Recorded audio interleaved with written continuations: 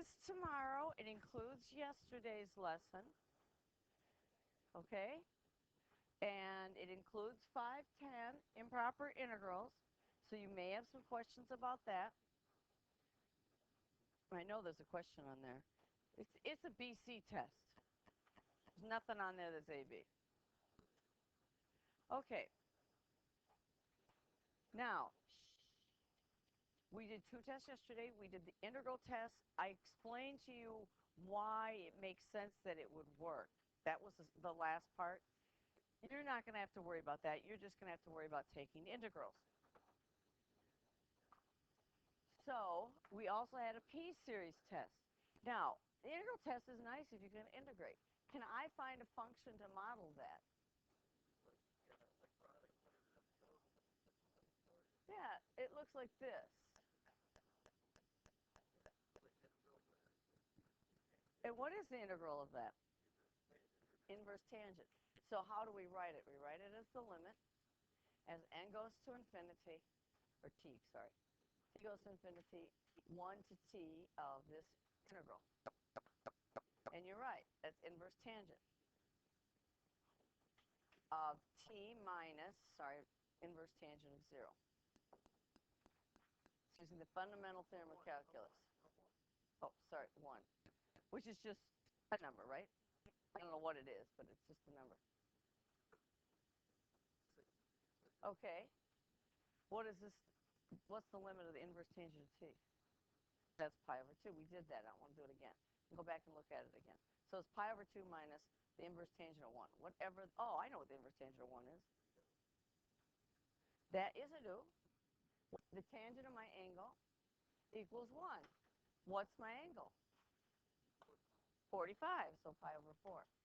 So this is pi over 2 minus pi over 4. So it's pi over 4. Inverse tangent of 1. Sorry, I'm off to the side. Okay. That's the integral test. Pardon? No, remember when I did that yesterday, you saw that the rectangles were underneath or over? So it's not, it's a boundary. Now, guys, have you ever seen the Coke snowflake? Start with an equilateral triangle, and then you add equilateral triangles to all the sides. Guess what? Let's keep doing that.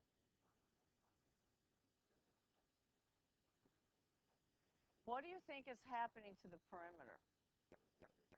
It's getting larger and larger. Do you think there's a limiting value? No, because you can keep adding these little triangles. But what do you think about the area? Do you think there's a limiting value?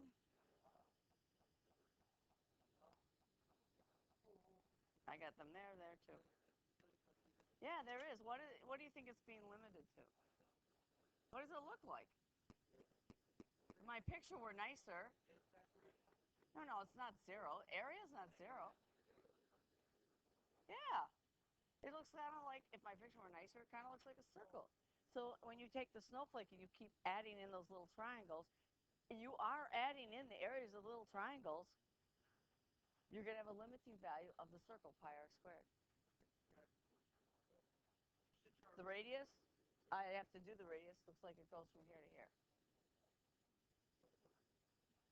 So you'd have to figure out, this is the, that's not the apothem, but this is the apothem. I could do it. It would take some time to do it. Okay? There are a couple ways you can do it. One would be to keep finding the areas and summing them up and see what you get. The other one is to actually figure out the length of that using geometry. That's the limiting value. That's the Coke snowflake.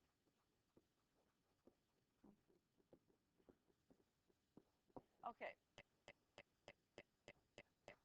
So some sums do have a limiting value.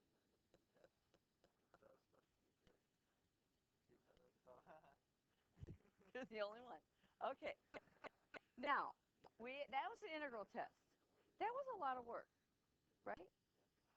It wasn't like it was impossible to do. It's just work. Now, we also had this other test called the P-series test.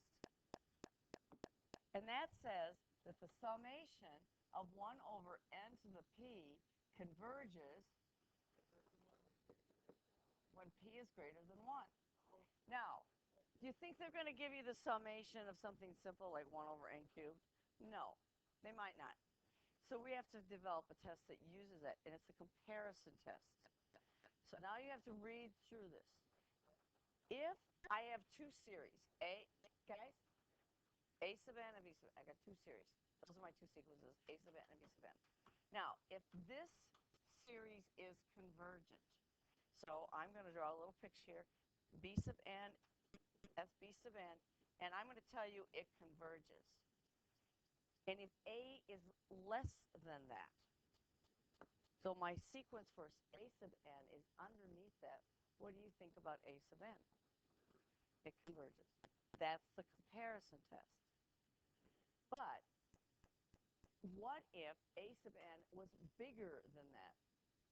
What if a sub n really was out here? What would you know? No? All I know is that b converges. I know nothing. See, the only way for this to work is if b is convergent, then a must be less than b. If a is greater than b, then I know nothing. But if the associative sign value is divergent, technically above that is known. That's right. So the other half of the comparison test, this goes in your packet, by the way. If b sub n, now I'm going to make b sub n divergent. Okay? Put that away, please. If b sub n is divergent, then and a sub n is bigger than that, this diverges. What do you think is true about this guy? It diverges. What if a sub n is smaller than b sub n? Well, it could converge, it could diverge. I know nothing. Okay, so there's a lot of words on this page, and you're just comparing things with things you know. So you're usually going to use a p-series that you can compare with. Usually, not always. Okay, so here in part A, I said, well, what if A is bigger than B and B is convergent? We know nothing. And in the second part, A was less than my divergent series. We still know nothing. There's a lot of times we get to say we know nothing. You'll get a chuckle out of the readers because we all say that. Okay, so let's look at this one. Let's see if this works. 1 over 1 plus n squared. You're looking at the sequence. What does it look like? It looks like what? Okay, guys? Zach, put that away. Trevor, you need to pay attention. No, I thought you were on your iPad. Okay, good. What does this look like? What does this look like? You guys have a lot of questions. 1 over n squared, right? Okay, this, guys, this converges.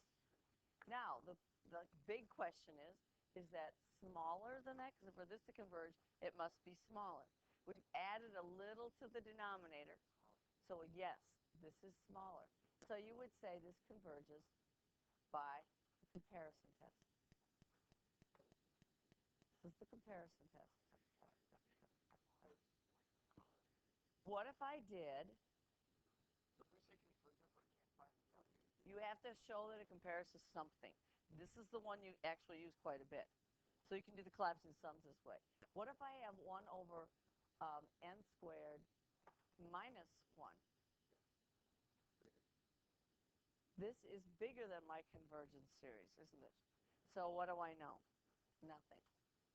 Now, on the AP exam, on the multiple choice, you don't have to justify your answer. You do on the free response. So if you look at this, this is not one of those chaotic points where you're at the border where it does something incredibly different than something else. So we're okay. Generally speaking, on the exam, you say, oh, it looks like 1 over n squared. I'm done. It's going to converge. That's okay. Now, I'll give you a test that will actually prove that those do act the same. But we're not quite ready for that. Let's try one more problem, and then we'll do that problem. So there's two tests, the comparison test and the limit comparison test. So what do I want to compare this to? Now, the 5 and the 2 are just constants. What does it look like? What series that converges? It looks like the 1 over n squared, doesn't it? But let's make it really, I don't want to have equals, it's not equals. But I really need, although it's not too important, but if I want to compare it, now how does this compare to that one? All I do is keep this part. How does that compare? We're going to add a little more to the denominator. So is this less than this or bigger? Less than. This converges, right, by the p-series. So guess what the other one does? By the comparison test. That's all there is. And that's all you write. This one converges by the p-series. This is a comparison test. This one converges by the p-series. This one converges by the comparison test. The only glitch is you have to know that that function is smaller than a convergence series to get it to converge, or it has to be bigger than a divergence series to get it to diverge.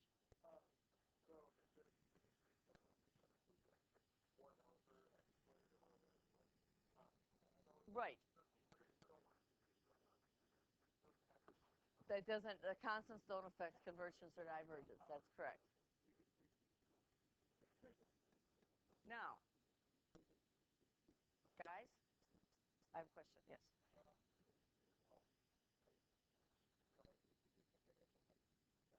I'm comparing it to a p-series.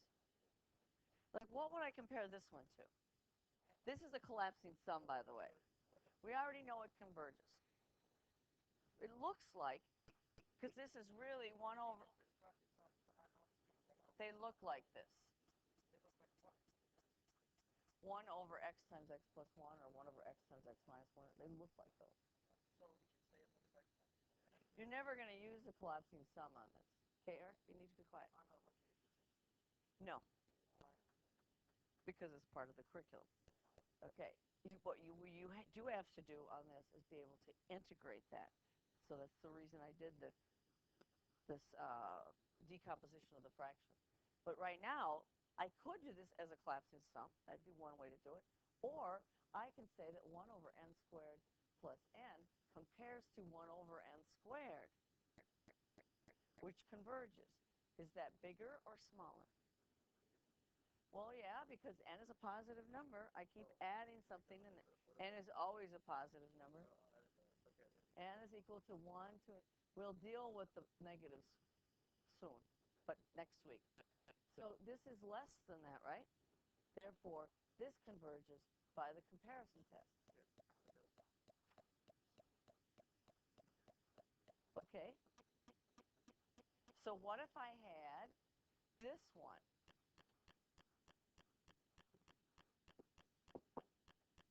Now, on the multiple choice part of the test, you're going to look at that and say, yeah, I know what that is. It's converging or diverging. And you're just going to go on, because that's a time test. But for me, I want to know that you understand why it is. Which one do we compare that one to? 1 over n. Yeah, this isn't too bad, except we have a little problem. Now, what's 1 over n do? It diverges. Now, be able to use a comparison test, this would have to be what? Bigger than that. Is it bigger? Yes. So what am I going to do when I have this one?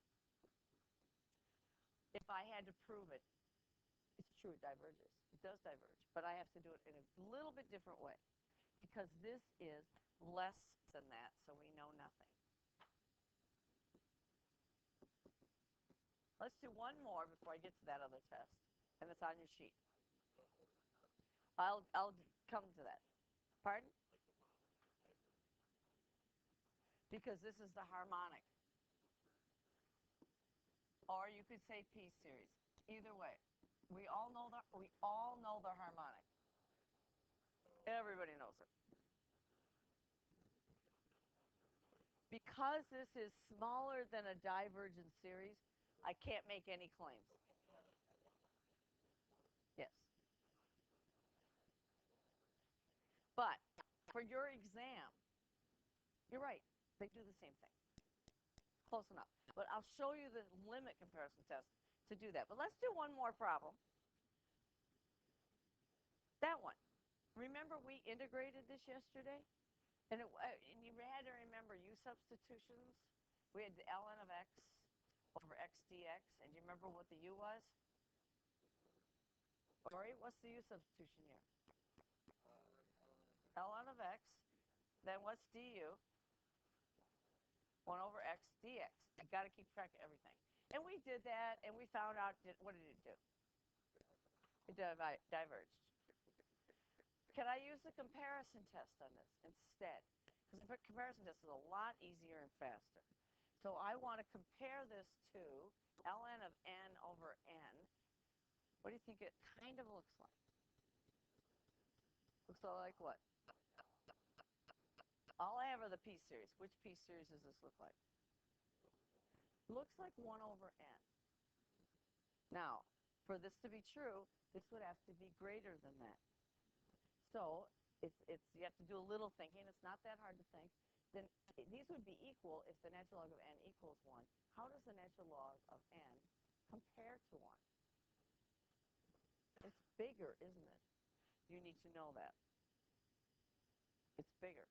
Because if I draw the picture of the log function after I get to 1, because I'm letting n go to infinity, this is bigger than 1, isn't it? So this is clearly bigger than this. You'll see this on the exam. So if you want to write it down in that special place of one last one to study, to realize that this is divergent. And you won't see it on the free response. You'll see it on multiple choice. So this diverges by the p-series, and this diverges by the comparison test. That was a hard one. The p-series is this will converge for p greater than 1. And by the way, it's also true for the integral. It's an if and only if. So if you know the series converges, then you know that 1 over x to the p converges. Both are true. Usually we do an integral test. No, not necessarily, but you may have a question on the exam that says this one converges, then you know it's integral, it converges. Okay, so what if we can't apply the comparison test? We have another test, and it's a limit comparison test. Before we do that last problem there, we'll do the 1 over n minus 1. No, 1 over n plus 1. And look how that diverges. Well, I think we're going to do that. Okay.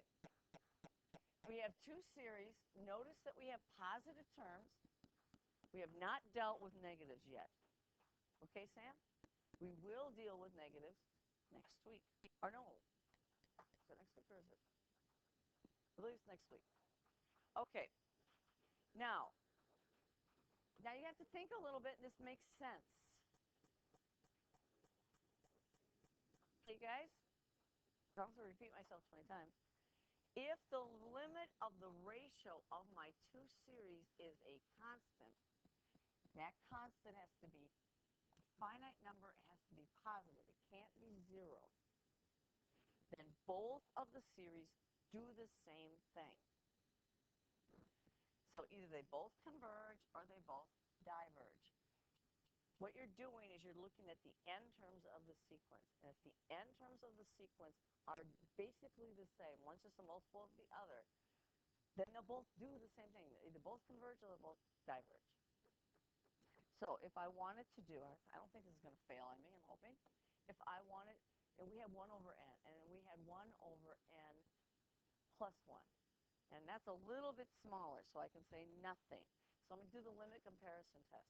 Now, I put the one that I know in the denominator. So that's the one I actually know what it does. And so I want to take this limit, and we're going to let n go to infinity, and I want this one in the numerator, and this is 1 over n, and I want to see what that is. If that ratio is a multiple or some number, that means just one. This is a multiple of that one, that's all. So if this diverges, that diverges. If this converges, that converges. Then you have to have one that you know. You have to look at what it looks like. Yeah. So when the regular comparison test fails. Right. Okay, so how do we simplify that? I got to take that limit. Do you remember? I'm going to multiply n times n plus 1. If you know how to do reciprocals, that's great. I forgot my fraction, so I won't do it that way. You can just put n on the top, right? So it's the limit as n goes to infinity. That's correct. Because what's going to happen here, you get n. This is in case you forget. Over n plus 1. And what is that limit equal to? 1. That's a constant. It's not 0. Therefore, they both do the same thing. And we know this what? Because if I won that $1 million ticket, $100 million ticket in Minnesota, I wouldn't care about the dollar. Right? So this looks like n over n. Yeah, like a million over there. Yeah, who cares about the $1? Okay, so 1 over n diverges. So what's true about 1 over n plus 1?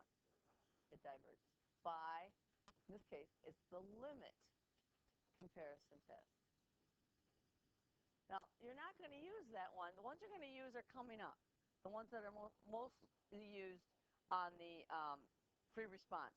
You do not have to justify any of your answers on the multiple choice, so we're lucky. Okay, what about this one? I'm going to rewrite it so I have room.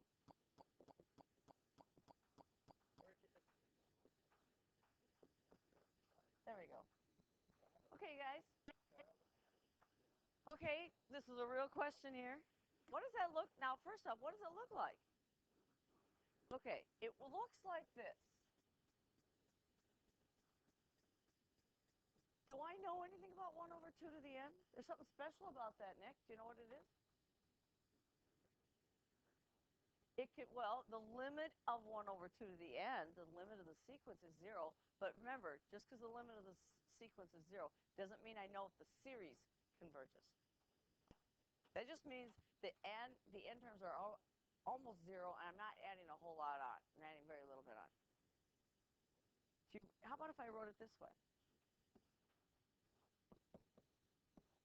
Now do you recognize what it is? Alex, do you know what it is? It's an exponential. If I write it out, it's 1/2 plus 1/2 squared plus 1/2 cubed. It's geometric. So we know this converges because it's geometric, and r, absolute value of r is less than 1. It's so easy to forget. Geometric ones are number 2 on my list, and they're when they ask you for the value. And the more you do, the better you'll be at recognizing geometric ones. Okay, so this converges, right? I don't care what it converges to. I'm just asking, does this converge or diverge? Okay, you're on the exam. What do you think? Does it converge or diverge? It's 1 over 2 n minus 1. It converges, right? Now, for me, I want you to apply the test. I want to make sure you know your test. So the one I know is the one I'm going to put at the bottom. So it's 1 over 2 to the n, and this is 1 over 2 to the n minus 1. And I'm going to take the limit as n goes to infinity. This is the limit comparison test. Because how does this compare to 1 over 2 to the n? Is it bigger than that or smaller? It's bigger. And if this is bigger than a convergent series, I know nothing. Now, we are not doing chaos theory. They will behave the same way. Here's proof that they behave the same way. If I ratio those end terms, when n gets really big, do I get a constant? Do they behave the same way is really what's happening. So I'm going to get rid of all this. So it's 2 to the n times 2 to the n minus 1. Because I don't want to think. Some of you can think a little bit more. I'm kind of tired, so I'm not thinking. Because this works every time. And then 2 to the n minus 1, so I get 2 to the n over 2 to the n minus 1. And let's just think about it rather than making this hard. You could divide by 2 to the n if you want to be particular about it. But if I have 2 to the n amount of money and you take $1 away from me, do I care? No. So this looks like 2 to the n over 2 to the n. You know what? At the end, if you were to graph these, they look the same, don't they? Isn't that just equal to 1? That means that when n gets big, these two sequences are almost the same thing. Now, if you get to infinity, then they're not doing the same thing. You really don't know anything. That doesn't mean it doesn't converge. So because these are the same, then both do the same thing. So this one converges, because it's geometric, both converge.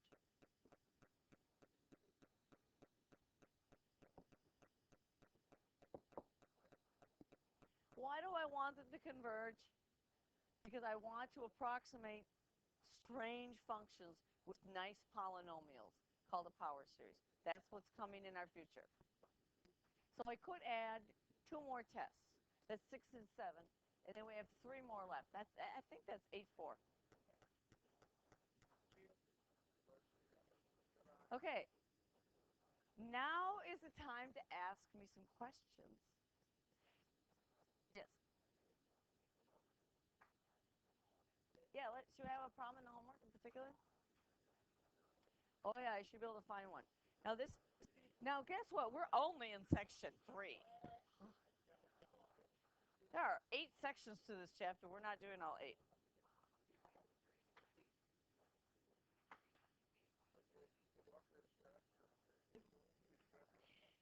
Okay. Now we have another tool.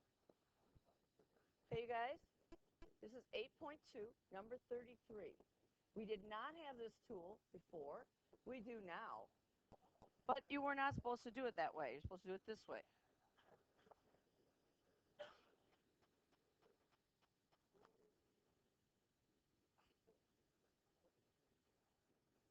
Okay, you guys should get your homework out, Grant. Ari, Eric.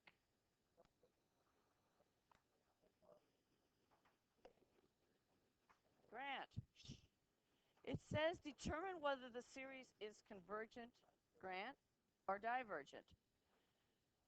By expressing this as a telescoping sum, it's a collapsing sum. I like that better.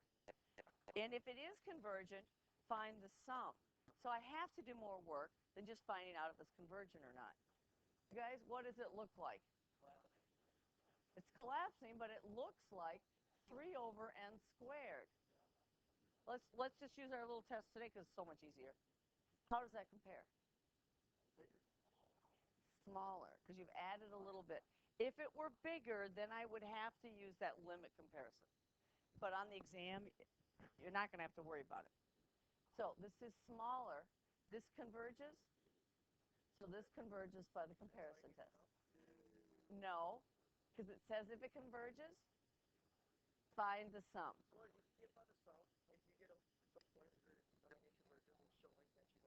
I've never seen that on the free response.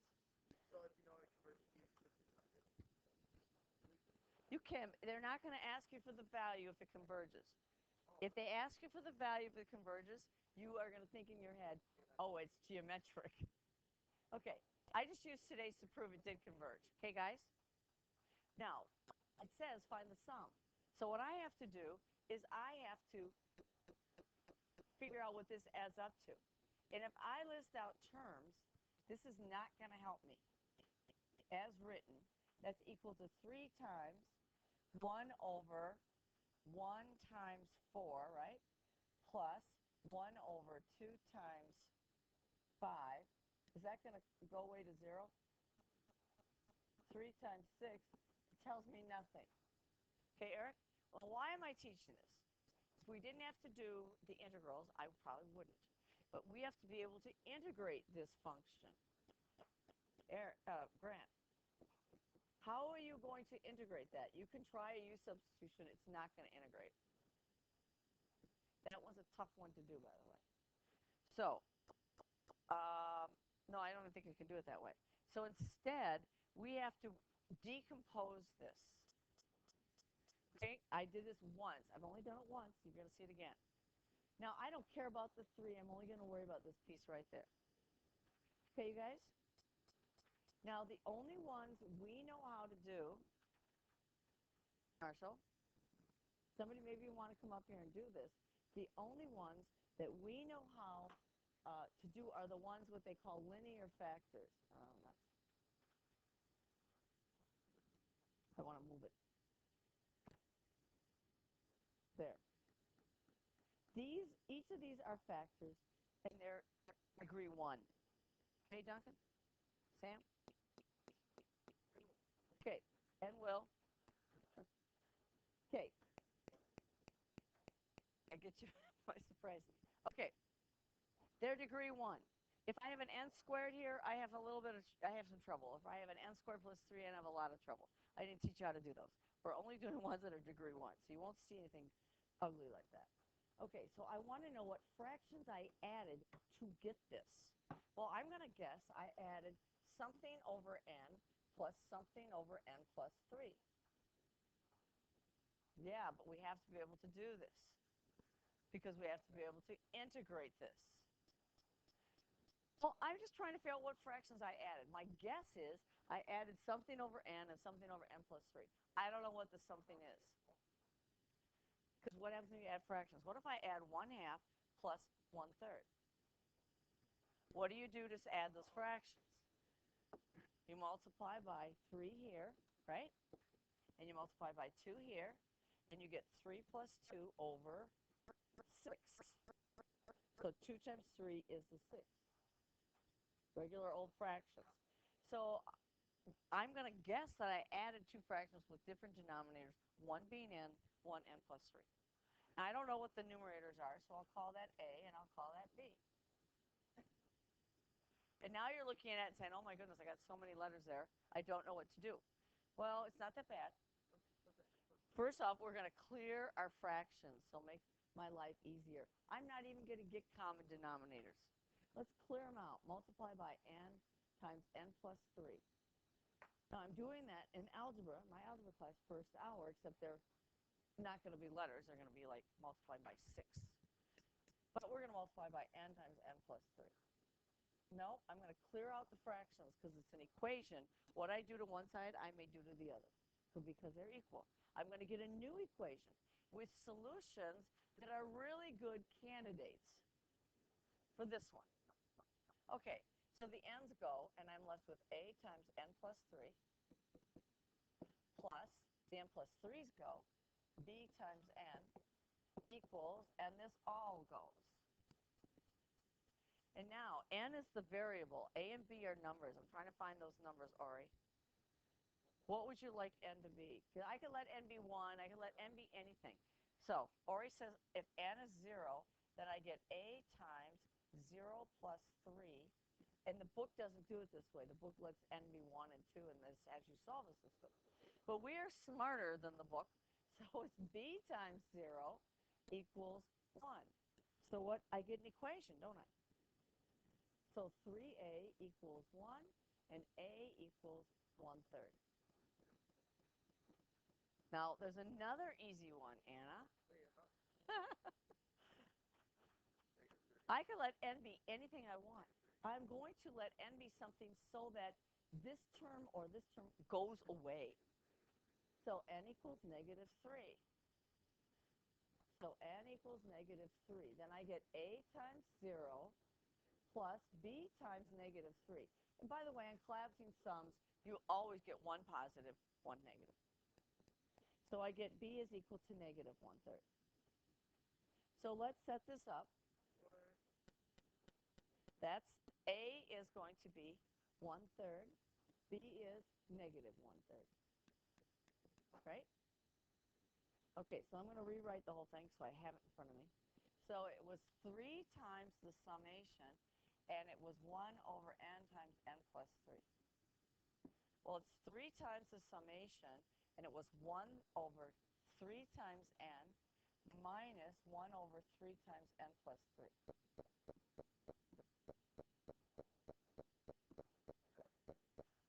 Because this is 3 summation a over n plus b over n plus 3.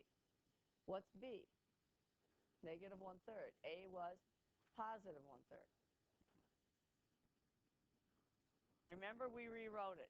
We were trying to figure out what we added up. But, well, I didn't want to deal with the 3 when I was dealing with this, except now what can I do to make my life a little bit easier? Could I factor out the 1/3 because there's 1/3 in each one? So I've got this original 3 that was in the problem.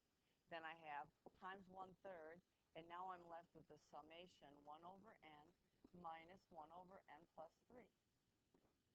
And n started with 1, I believe. I hope it started with 1. Well, it couldn't start with 0. Why? Because then I have division by 0. If n is 0, what's 1 over 0? It could start with -3. But usually n is a positive number. You have problems at -3 and 0. Okay, so that goes away. So I really have this. Now, when I get here, you may think this is hard, but it isn't. Just list out the terms. So what's the first one? Well, n is 1. So it's 1 over 1 minus 1 over 1 plus 3 is 4. But one term or two terms is not going to be enough. You have to list out a couple of them before you see it. Then it's 1 over 2 minus 1 over 5. Plus, and it's 1 over 3 minus 1 over 6, right? 4, 5, 6. See the pattern? 1, 1 half, 1 third. I probably need a few more than that. And then it's 1 fourth minus 1 seventh. And then the last ones are 1 over n minus 1 over n plus 3. Now what happens before that? You decrease each of them by 1. So it's 1 over n minus 1. It isn't going to matter, actually. Minus 1 over n plus 2.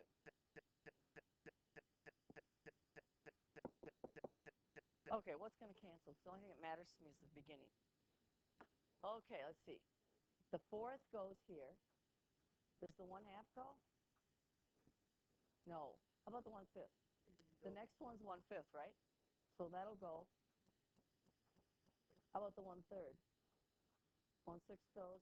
And all the rest are going to go, right? Until you get here, but we're going to take the limit and let n go to infinity. So what's going to happen to those n terms? They're going to go to what? 0. So the thing I really care about, if I haven't made a mistake in my list, is 1 from this one plus a half plus a third. Which, now, if you want to see this on your calculator, we can actually do this on the calculator. It's, what's 1 half plus a third? Can you do that in your head? 3, 6, 5, 6. 1 and 5, 6. So it's pretty close to 2. Now, do you want to see that on the graphing calculator? You don't have, no, you don't have to have the new one. You have it on the 84 with the new operating system. Do you need to get one? Then you have to have one.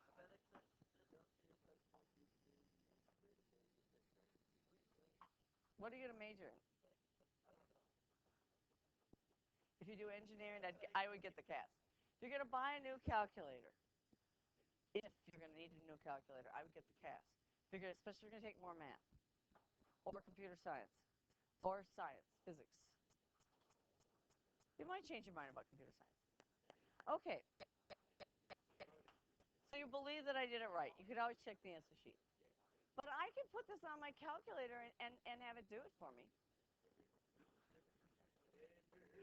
Not the CAS, the regular one. You just have to do about 10 terms and you'll have enough, probably. Okay. More questions. Okay. Marshall, math.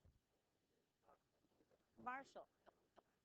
You know what? I'm thinking of sending emails home to all the parents and say, listen to see if you hear your child's name. Not in a good way. I never did that, but they can watch the videos too. How about anything out of 510? Because those are some hard problems. 19. Okay, 510. Now, Grant, it does look like you haven't done it, so you should have a piece of paper out, and you should do it with me. I thought it was 19. You changed it back. Okay, 15. I hope we don't have to do integration by parts on that one.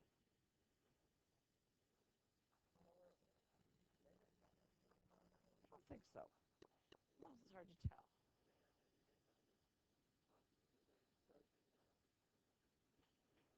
I don't think it's in the limiting process we have problems.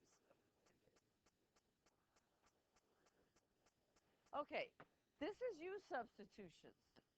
Well, if I let u be x plus 1, it doesn't look like it's going to do me any good. So what would you like u to be? We still have to do those limits, but first we're just going to concentrate on this. How about x squared plus 2x? So then what's du? 2x plus 2 times dx. And you know what? I kind of have a 2x plus 2, but not really. If I factor out a 2, then this is what? X plus 1. So this part right here is 1/2 of du. So this becomes, I'm just going to do the integral. I don't want to do that t's or anything and figure that out. That's way too hard. So this is 1/2, and then this part ends up being du. Oh, it's du over u. So it's 1/2. It's the log of u. Now these are positive numbers, so I don't need absolute value. So it's the log of x squared plus 2x. Now we will go from 1 to t and take the limit as t goes to infinity. Because this is 1 over u du. And that's the natural log. No c's because these are definite integrals. You're right. This would be a plus c, but the c's go away. So it's the limit as t goes to infinity. I already know the answer. It's the log of, what's the answer, Eric? What's the answer? Yeah, what's the answer? What is that limit? What's the log of infinity? It's infinity. Does this converge or diverge? Diverges. Because this limit is infinity minus the log of 3, which is just a number. And so this diverges.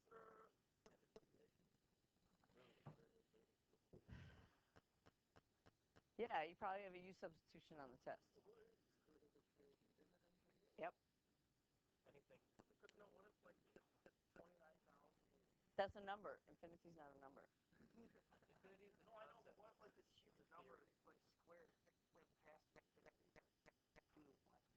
It'll be large. Oh, you can always do it. Yeah, that's right. I like that. Just slap some zeros on the end. How about other ones? 19 I did. 21. Ooh, that one looks tough.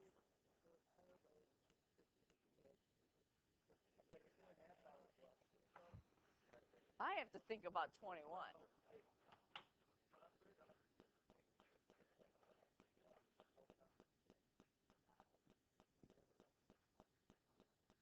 I'm only going to concentrate on the integral.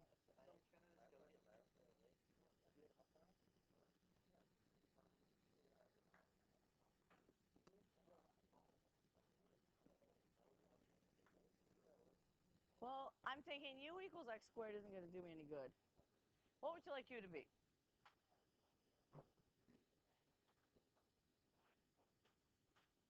Okay.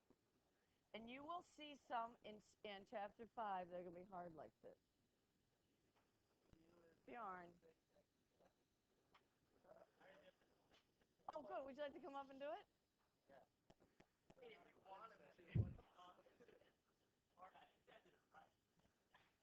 What's du? 6x to the 5th dx. Okay. We can. But you know, I don't have an x to the 5th.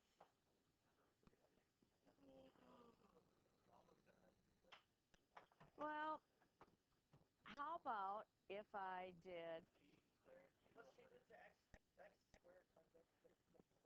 Okay. No, you can't keep doing derivatives. Actually, I'd rather write it this way. Equals x cubed times x squared dx. Okay, right? Okay, shh. This is x squared dx is equal to du over, guys, 6x cubed. So I'm going to substitute that in. I don't remember the answer. So it's x squared times, times dx is du over 6x cubed, and this is what? A u, right? Okay, what can I do with that? No. What's acceleration against anything? Take the 1/6 out. Then this was x cubed, so I get 1 over u du over what? Grant, what do I get? No, x.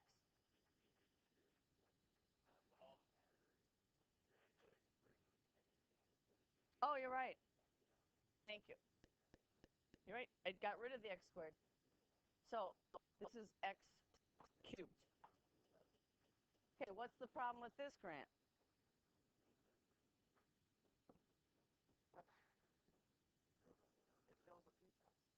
We're not doing that. We're doing integral. What's the problem here? I have what in there? X. Don't want x. Can you solve this equation for x cubed? Grant, u minus 9 is equal to x to the 6th. How would I get x cubed? No, not divide. I could do the 6th root, but I want x cubed. What if I do the square root? That's x cubed, and this is this, right? Okay, we're still not done. This is a tough problem. It's 1/6. It's 1 over u, and this is the square root of u minus 9. I just want to make it look different.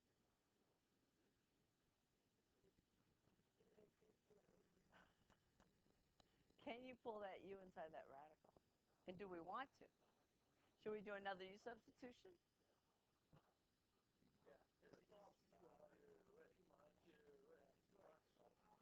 That's hard. Probably not.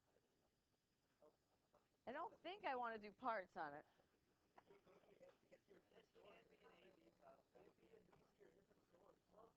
Or maybe my original u substitution wasn't very good.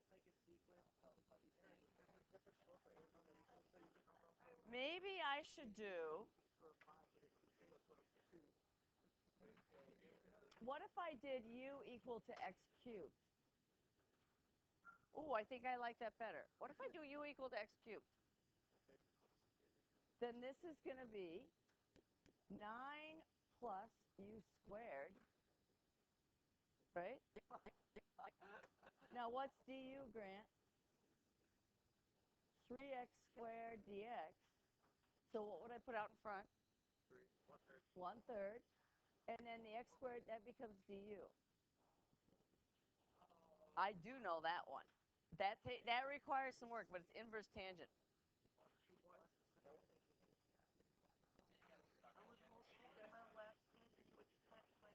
I think you'll just be going around in circles. Right, but you could do another u substitution. Now, what do people do in the math world? Okay, guys?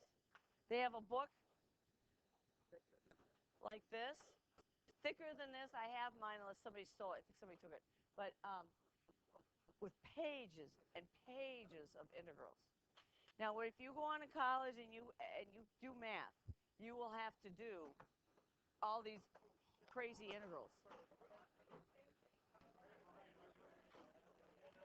We can finish that tomorrow. But it is inverse tangent.